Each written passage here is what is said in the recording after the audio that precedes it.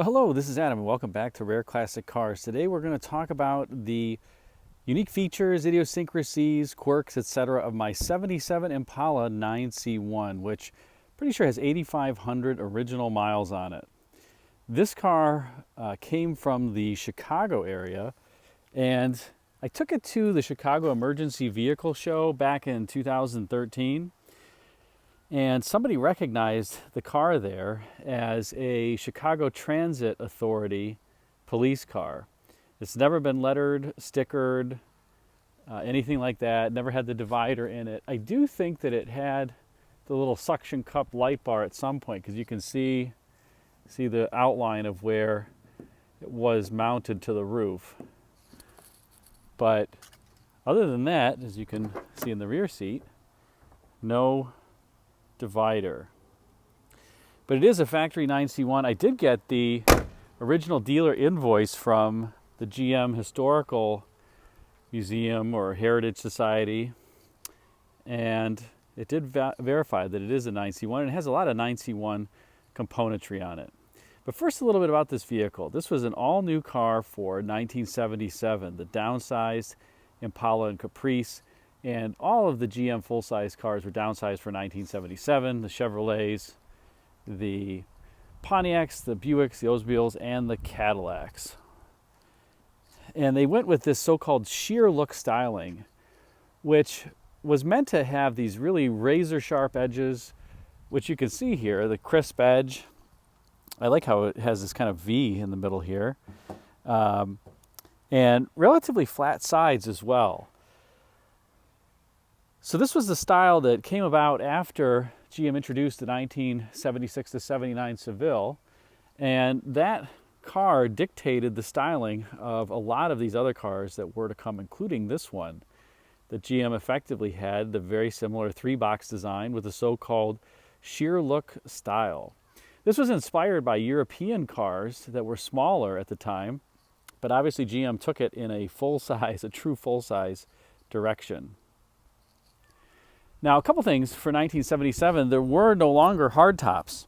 1976 was the last year GM produced four-door hardtops in that particular model year, and they had some two-door hardtops as well, but hardtops were all gone by 1977, so you had to have a pillar. During this time frame, it was thought that there was going to be a rollover standard that cars would have to meet, and so this is one of the reasons why there's no hardtop variants of this car and no convertibles for 1977. That's why the 76 Eldorado was the so-called last convertible. Now the front end, you have this authoritative front end, somewhat Cadillac-esque still, with that raised prow of the hood, and you have the kind of, I won't call it an egg crate, to some degree it is, but it's really a rectangle within a rectangle type grille pattern. Unfortunately, these parts by this point were all plastic. So these grills are normally toothless, or they have chipped teeth. This one is perfect, as you can see. It doesn't have any of the slats missing. Even these bezels by this point were plastic. This is chromed plastic. This is not metal. The bumper, of course, is real metal, and as you can see, the chrome is in beautiful shape. But GM was trying to save weight during this time frame. And that's one of the reasons why, if you didn't get your police package Impala with many of the engines, you got a turbohydromatic 200 automatic transmission. If you got the police vehicle like this with a 354 barrel, you got the turbohydromatic 350 transmission, which was much more reliable than the awful turbohydromatic 200. So if we take a step back, you can see, as I mentioned, the sheer look style. And despite the fact that the car is relatively flat on the sides, aside from that crease or series of creases, I like that little V that has a low light in the middle of it. You can really see it in this light. See how the metallic paint is creating this low light here, and then you get the highlight on this surface? It's pretty awesome. Now, as the car would age, before they would restyle this car, the dies were wearing out. They were in production for so long and so many units, these creases would get increasingly dull. But when they first made the cars, they were quite sharp. This car, by the way, was featured in Edwin Sano's Chevrolet Police Cars book, this very car. You can see it if you look at the 1977 police cars page. And you can tell it's this particular car because it's obviously the same shape. It's a black and white photo, but look in the picture and you'll see the trunk gap on this side looking very tight, and then on this side being very large. This was, after all, the era of lack of quality in some cases from GM. The build quality is pretty abysmal on this car. The door fits in some cases are pretty good, but notice the gap here. I can stick my finger in between the drip molding and the top of the door header, and GM used humorously thick door seals to kind of take up the manufacturing variance. Remember, the previous cars were hardtop cars, so they had frameless door glass, and the door seal started down here, but look at how thick that door seal is, and it's actually made thicker. You can see it's thinner here, and it's made thicker to kind of take up that slack. And you also have the very typical GM quality from this era. You got to really close the door. Interestingly, the rear doesn't have this little feature. If I open the driver's door, I'll take the key out. It's got this little pop-off feature here that when you open the door, this also releases the seatbelt retractor, and it kind of pushes the door off of the hinge. You know, I wonder, one little tip for you, sometimes when these doors are hard to close, they came with a factory collar on here that helps the door close. And I'm noticing that this car, a lot of times those are plastic and they break after all these years. And it looks like there's just a little remnant of one there. So that's probably one of the reasons why the door closing efforts are higher. If you want a trick to reduce your door closing efforts, if you don't see that striker collar on there, you can of course replace the door striker, but if you're not using the car that often, just wrap electrical tape around it and then the door will close better. I think that's called a hush collar because it stops the door from rattling. Here you can really see again the crispness of those edges on the top of the quarter, and I love how it just fans out here and forms this beautiful shoulder on the door, and it tapers away. One interesting thing my friend Peter doesn't like about these is this filleted surface here. He doesn't like it. It looks like it kind of bent the car, but this is how they all were. This was not a sharp crease in this area. This car also has the poverty caps on it. Looks kind of menacing. Not a high option car aside from the 9C1 police package. Just has an AM radio.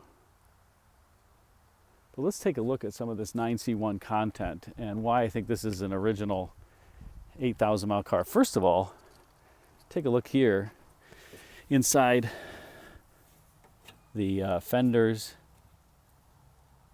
All of the metal is in really nice shape, not rusted. You know, down here as well, all of the rocker moldings and sheet metal is in great shape.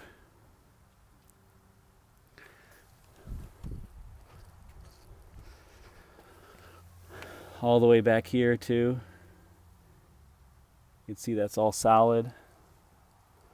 All solid in here. Now, one of the things you got with your 9C1, if I lay on the ground, is you got this huge sway bar in the back. This one does not have a positive traction rear, interestingly.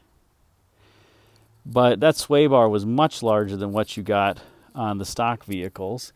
And you also got the station wagon rear brakes. So I don't know if you can see it, but you get these big finned rear brakes. I did put new wheel cylinders on it. You can see the bleeder valve is new. But the shocks on this car are still the original style barber pole shocks. And let's see if we can see it here. Give me 1 second. There it is. See the GM barber pole style shock? Those are original Delco shocks, and you can tell that nut has never been off. I did have to replace the wheel cylinders, but before I did that, the brake drums had never been off. They still had the speed nuts on them. But can't drive with leaking wheel cylinders, and here you can see the inside of the quarter panel, all in nice shape. Look at the frame. Perfect. Well, as perfect as a car that used to serve as a cop car can be. All of this is in great shape. Fuel tank straps. So you got that very beefy sway bar there. By the way, take a look even at the frame back here. Just in great shape. Frame's perfect. And you got a supersized sway bar up front. So look at that massive sway bar. Huge. Well, for the period, not huge for today. There's some cobwebs there. I don't drive this car nearly as much as I should. Again, the frame is perfect. And all the tie rods and ball joints and everything are in great shape. Radiator's in great shape, original radiator. No air conditioning. Even has the blue still on the bolt here. If anybody knows why, this was a particular GM thing during this era, a couple blue bolts. It's because these are metric. They painted the bolts blue that were metric, and the ones that were not were standard size. This was during the era where GM was transitioning to metric. The other thing you got when you got the police package car was this 120 mile per hour speedometer. Remember, this was the era where the speedometers would only go up to 85 miles per hour, had to have the special marking at 55. But not here. I forgot this one does have the optional rear window defogger. You can hear it a little bit. And just a standard 3-position fan, typical vent, heat, and defrost settings. Roll the window down. Because this is not an air conditioning car, you just have these plugs here. You don't have anything aside from the center vents, and you can pull those out and activate them with these things here. You can see the AM radio. The steering wheel is in perfect shape, no wear. Still has a little wear, but it still has all the graining all the way around it, which wears off very quickly.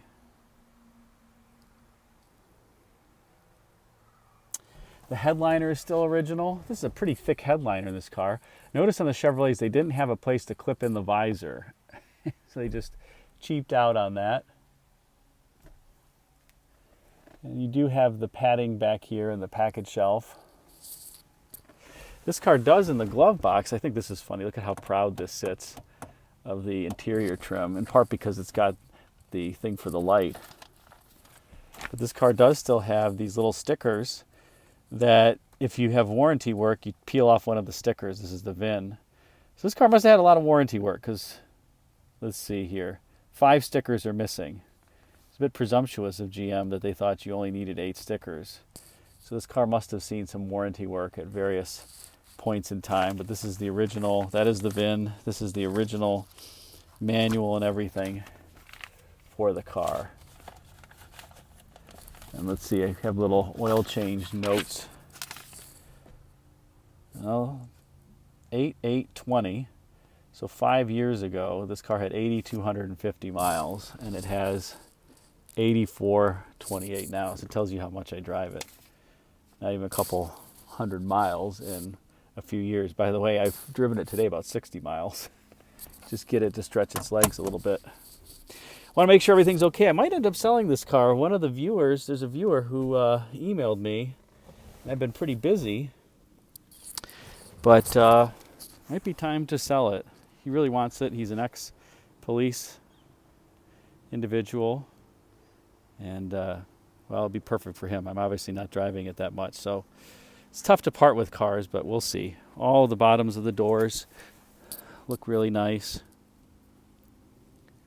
All the rockers look good.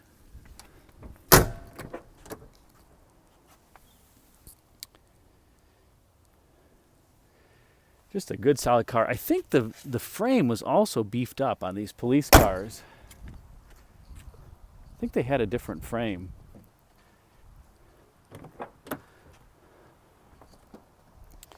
I love the fake wood here and the fake stitching that's kind of formed in here.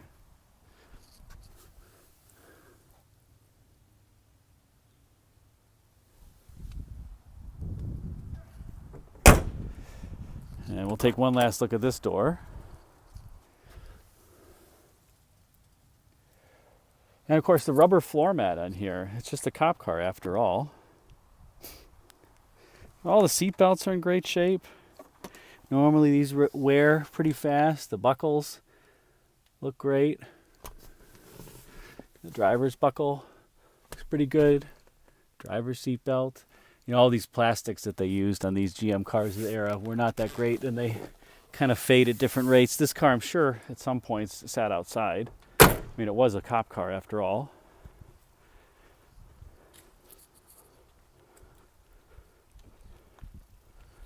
But let's take a look under hood now.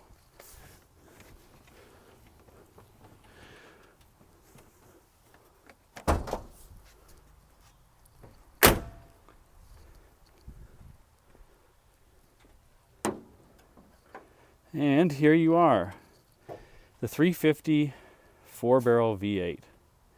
Still has the original GM hoses on there.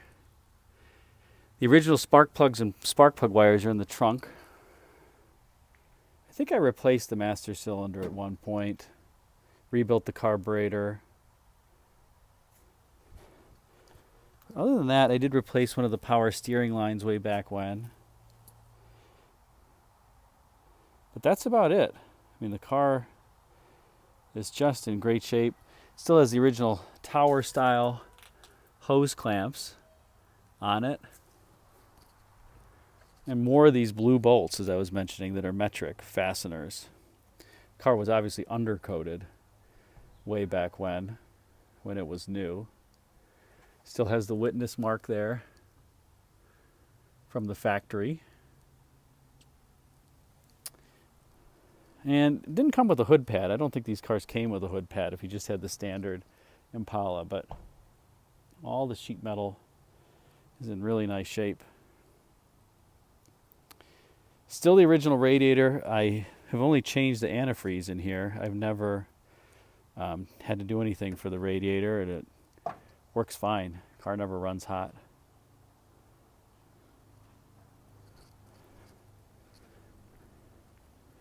Just a great running and driving car. It looks really nice too in the sunlight with that metallic paint. I would like to replace this. This is degraded over time. I always have stored this car indoors, but you just can't do anything about Father Time.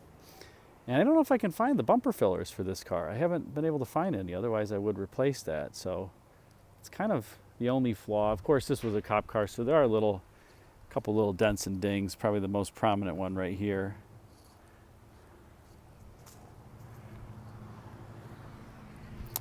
But other than that, that's about it. First year for this particular 9C1 Impala. One thing I will say that's kind of interesting is when Car and Driver tested this, they tested a 9C1 Impala back in the day, and they noticed that the speedometer read significantly slower than the actual speed, to the point where 60 miles an hour was really almost 70 miles an hour. And this car suffers from the same issue. If it's reading 60, you're really going 70. So I guess Chevrolet just wanted to give the average driver a break from the police, because the policeman thinks he or she is going slower than the actual speed because of that. Up to about 40, 50 miles an hour, it's bang on. But after that, for whatever reason, the speedometer reads a little slow. And like I said, if you read the Car and Driver review from way back when, they noticed the same thing, which is kind of humorous to me. I should show you the trunk, because the trunk is huge and clean. And one of the reasons why people love these cars was they're still roomy on the inside. The previous generation, there was a huge gap between the seat and the B-pillar. Here it's tightened up and you have the body much more upright, so you can get more interior roominess, and you still had a huge trunk with a ton of volume. There's my little tire inflator.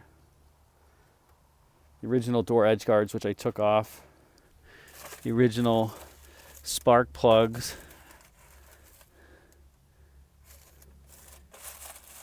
I think these are the original wiper blades even. I kept them.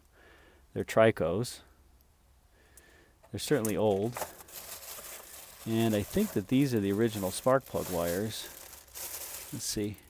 Yeah, Packard electronic suppression. So I put new ones on, but I kept everything with the car. And there you have it. Make sure I got my keys. Yep. So hope you enjoy this Impala 9C1. I should start the car up here just so you can hear it run.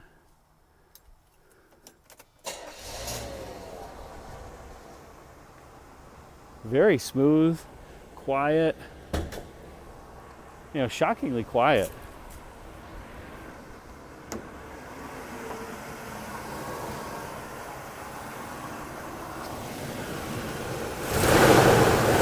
Well, the fan is not, because it's set up to pull a lot of air through the radiator in case you're sitting there idle. It's a declutching fan, but yeah, engine runs great. Very quiet. So there you go.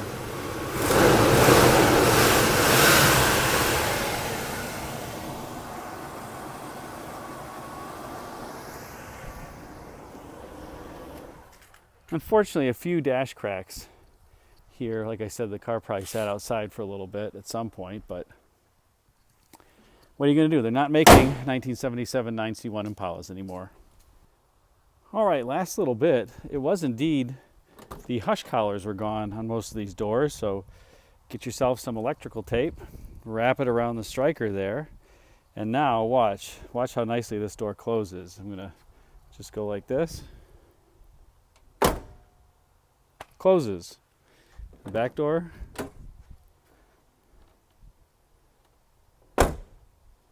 That's it.